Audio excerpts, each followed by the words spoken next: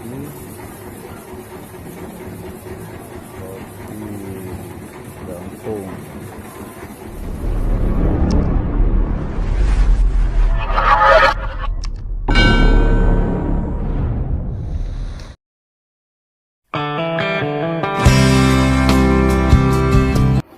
Inilah cara pembuatan kopi Gampung Cap yang berdiri sejak tahun berapa ya, saya tahu juga. Yang jelas ini masih memakai alat tradisional untuk mengolah sang kopi. Nah,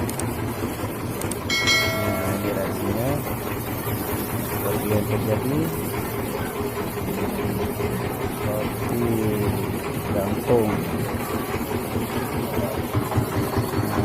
Cara olahnya dibuat selanjutnya.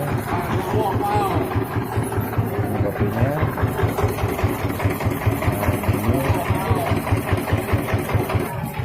Nah ini kemasannya.